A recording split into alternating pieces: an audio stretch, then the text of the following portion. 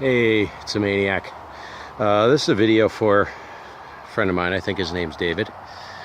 You're saying, if he's a friend of yours, how come you don't know his name? It's because I just met him. David, this is for you. You asked about the rolling carriage on the tower, so I just did some maintenance on the hex beam. So let me get up here. I'll show you what it looks like. Basically, I've got galvanized tubing for the cage. Okay, that's 3/4 inch tubing. These are 1/2 inch threaded rods. You will need a cutting tool, a cutoff wheel, plenty of 1/2 inch rod, stop nuts. I have some stop nuts on here, some aren't. The key to this is you're not going to want it real tight, because if you jam it halfway up, you're busted. So you want it a little bit loose. 1/2 inch PVC I use as rollers.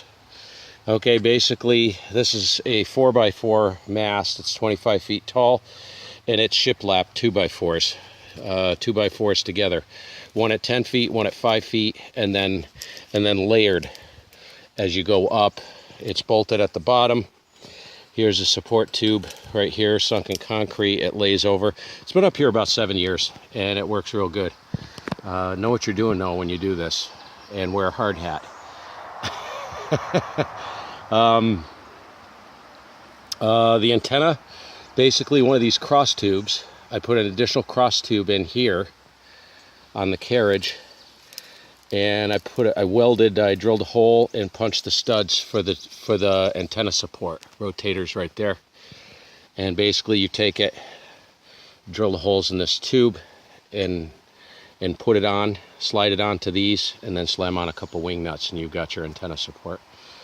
Will not take a heavy beam. I'm running a hex beam, 20 meter hex on this, and it's very, very light, so it works real good. It is strong.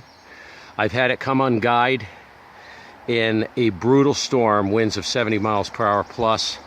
The pulley, the cable broke on the pulley, and it dropped, and it rested on one of the spreaders. So it was hung up there. I couldn't get it down, and I watched it.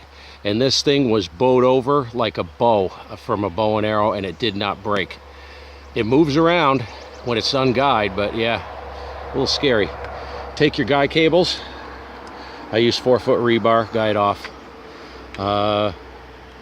Take a swage tool, make yourself a loop, and put your guy cables on the carriage. As it goes up, it comes under tension at the top. So that's how it's done. Hopefully you can kind of get an idea of how that looks. And it's about 95 out here, and I'm going to pass out, so I got to get out of here. Hopefully that answers your question there, and hope to hear you on the band. Thanks for watching. 7-3.